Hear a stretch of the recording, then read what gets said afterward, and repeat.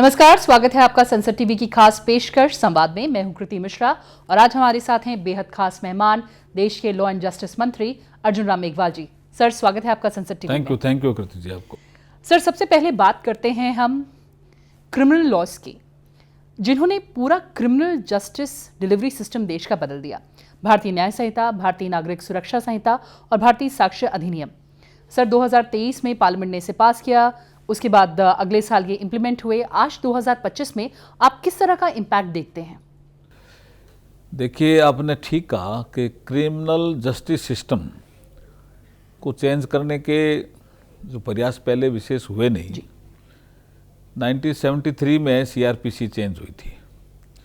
उसके बाद जो अंग्रेज देके गए थे वही क्रिमिनल जस्टिस सिस्टम का पार्ट रहा। 1 जुलाई 2024 से जो पार्लियामेंट ने नए क्रिमिनल जस्टिस सिस्टम के तहत जो 3 नए कानून जिसका आपने जिक्र किया, भारतीय दंड संहिता की जगह भारतीय न्याय संहिता, सीआरपीसी की जगह भारतीय नागरिक सुरक्षा संहिता और इंडियन एविडेंस एक्ट की जगह भारतीय साक्ष्य अधिनियम, ये 1 जुलाई 2024 से इस देश पे लागू है। कुछ कॉन्फ्रेंस हमने की, कुछ सम्मेलन किए, लोगों को समझाने का प्रयास किया। अब ये सारे देश ने इसको अडॉप्ट कर लिया जी। सारे राज्यों ने भी लागू कर दिया। चंडीगढ़ जो है उसमें एक ई प्लेटफॉर्म बनना था, जिसमें ई कोर्ट है, ई प्रिजन है, इस तरह के ई प्लेटफॉर्म एक तैयार होना था। वो चंडीगढ़ में 5 ई प्लेटफॉर्म बन गए। एफएसएल का भी उसमें पार्ट था। और उसके बाद दिल्ली ने बहुत अच्छा काम किया, दिल्ली सरकार ने भी, अब रेखा गुप्ता जी के नेतृत्व में। तो यहाँ भी ये ढंग से ये पायलट एक ऐसे स्टेट बने जहाँ हर तरह से ये सिस्टम लागू हुआ।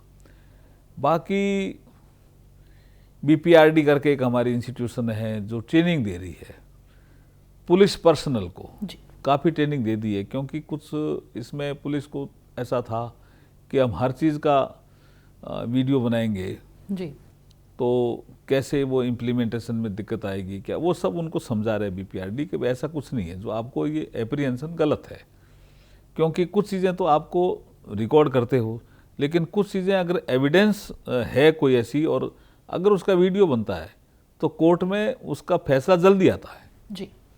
और एफएसएल की जो लेबोरेटरी हर ज़िले में बननी थी, वो एक बड़ा काम था। उस काम में भी बहुत तेज़ी आई है, मोर देन 70% काम में उसमें तेज़ी आई है। तो इस तरह से मुझे लगता है कि न्यू क्रिमिनल जस्टिस सिस्टम ने अपनी जगह ले ली है और आज 0 एफआईआर दर्ज होने लगी है। एफआईआर घर बैठे भी दर्ज की जा सकती है। ये सब चीज़ें हो गई है। लोग समझते थे ऐसा कैसे होगा, और उसके बाद कार्रवाई शुरू होगी उस एफआईआर पे, इन्वेस्टिगेशन शुरू हो गई है, ट्रेनिंग दे दी गई है पुलिस पर्सनल को। तो ये सब चीज़ें हुई है। Sir, cyber security, cyber crime एक बहुत बड़ा ग्लोबल चैलेंज है। भारतीय साक्ष्य अधिनियम में कई चेंजेस किए गए कि किस तरह से साइबर क्राइम पर शिकंजा कसा जा सके। कितना इम्पैक्ट आप भारतीय साक्ष्य अधिनियम का देखते हैं साइबर क्राइम कंट्रोल करने पर? देखिए, साइबर क्राइम सोसाइटी में बहुत नेगेटिव प्रभाव डाल रहा है, विशेष करके महिलाओं को लेकर के ये। और अब आर्टिफिशियल इंटेलिजेंस के एज में ये और ज़्यादा तंग कर रहा है। इसके विरुद्ध में एक्ट भी बने हैं। एक हमारी पार्लियामेंट की कमेटी है, वो भी इस संबंध में जांच कर रही है, उनकी भी रिपोर्ट आई है। तो बार बार कभी प्राइवेसी का इशू आ जाता है, कभी डेटा प्रोटेक्शन का आ जाता है, लेकिन फिर भी सरकार सचेत है। और ये जो साइबर क्राइम है, जिसमें लोग कई बार ठगे जाते हैं, परेशान होते हैं, अनजाने में भी हो जाते हैं, उनको सहायता मिले, उनका प्रोटेक्शन हो, इस दिशा में सरकार तेजी से काम कर रही है। सर, अब बात पार्लियामेंट में लंबित बहुत महत्वपूर्ण बिलों पे। सबसे पहले बात करते हैं कॉन्स्टिट्यूशन 130th अमेंडमेंट की।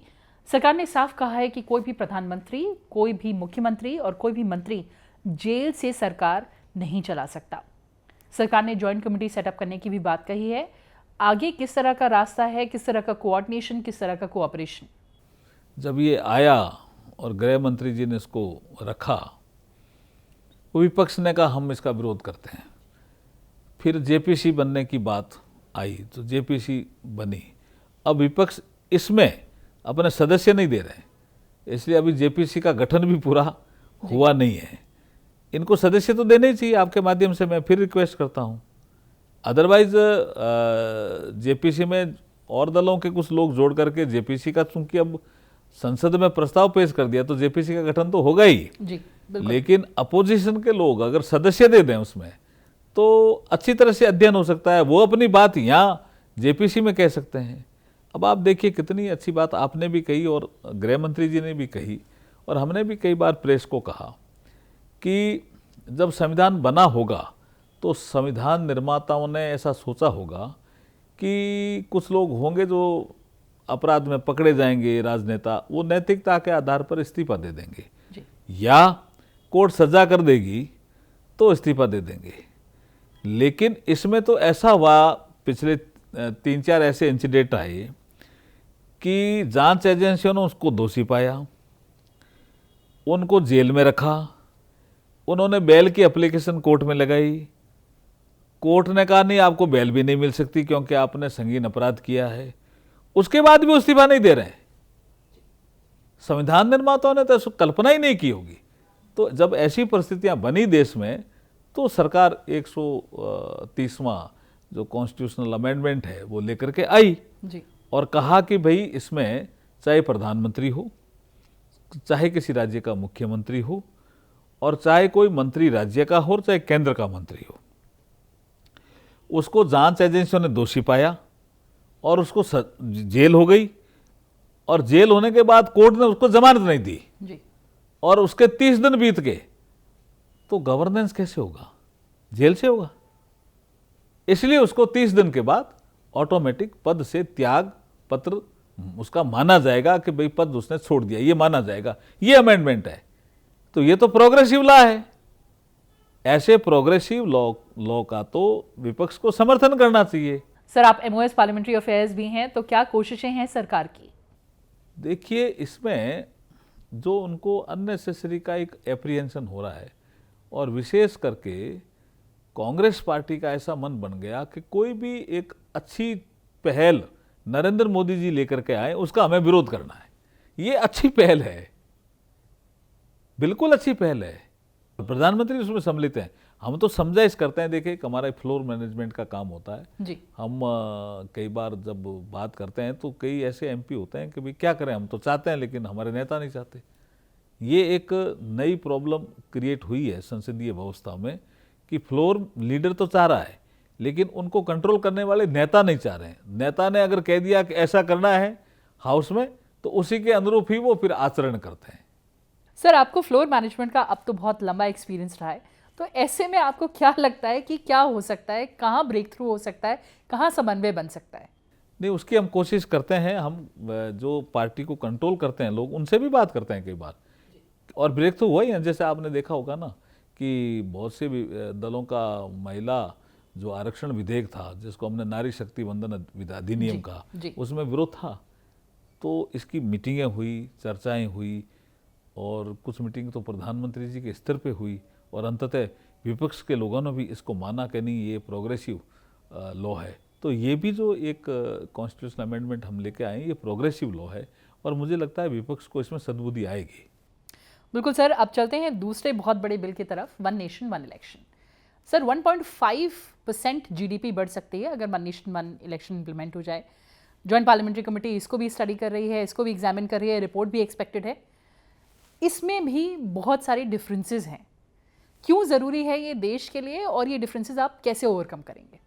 देखिए, इसमें आपने सही कहा कि ये जेपीसी इसकी जांच कर रही है और दूसरे दल जो अपनी बात कह रहे हैं कुछ तो ऐसा कह रहे हैं कि ये लागू ही कैसे होगा। ये भी मैं एक फिर आपको कह रहा हूँ कि ये इतना अच्छा इलेक्शन रिफॉर्म है और प्रधानमंत्री नरेंद्र मोदी जी साहस करके ये इतना लंबा अरसे से इलेक्शन कमीशन इसकी डिमांड कर रहा था कि रिफॉर्म होना चाहिए। हमारी पार्लियामेंट की स्टैंडिंग कमेटी ने रिपोर्ट दी कि ये रिफॉर्म होना चाहिए। लोकसभा और विधानसभा के चुनाव एक साथ होने चाहिए। और आपने अभी भी सही कहा कि जो हमारी वन नेशन वन इलेक्शन पे एक हाई लेवल कमेटी बनी थी जिसके पूर्व राष्ट्रपति हमारे रामनाथ कोविंद जी जिसके अध्यक्ष थे, मैं भी उसमें विशेष आमंत्रित सदस्य था। उसमें ये रिपोर्ट में लिखा है कि अगर देश में एक साथ चुनाव हो तो 1.5% जीडीपी बढ़ सकती है, क्योंकि बार बार चुनाव होने से पुलिस पर्सनल लगाए जाते हैं, टीचर्स लगाए जाते हैं, सरकारी मशीनरी का उसमें बार बार लगना और मॉडल कोड ऑफ कंडक्ट लग जाता है, तो काम भी रुक जाते हैं। अब इसमें मुझे लगता है कि दलों का रुझान आ रहा है, ऐसा लगता है मुझे। तो अब रिपोर्ट आने दीजिए, फिर देखते हैं। बिल्कुल सर। सर अगर यूसीसी की बात करें तो हमने देखा कि कितना एडवांसमेंट उत्तराखंड में हो गया, गोवा में हो गया। नेशनल लेवल पर क्या रणनीति है?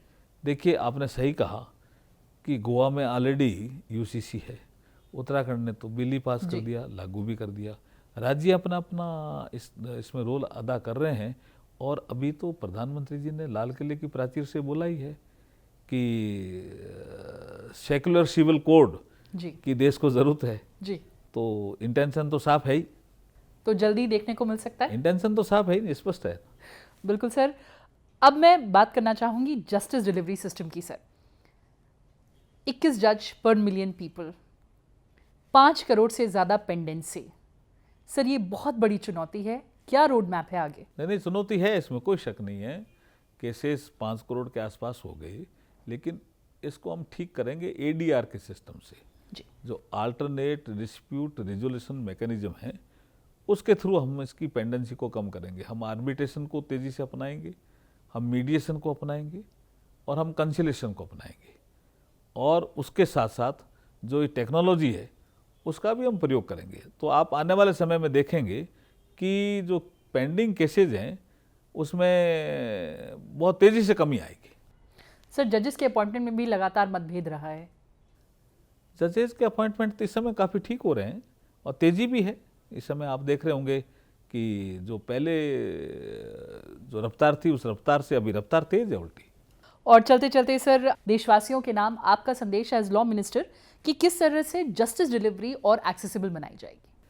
देखिए, जस्टिस डिलीवरी सिस्टम में जो नए 3 कानून आए हैं, इनका अच्छी तरह से अध्ययन करें और अध्ययन करके उनके तहत ही अगर वो हम जो अपनी कार्रवाई करेंगे तो मुझे लगता है कि उनको तेजी से रिजल्ट देखने को मिलेगा। बिल्कुल सर, इस उम्मीद के साथ बहुत बहुत धन्यवाद संसद टीवी से बात करने के लिए। Thank you.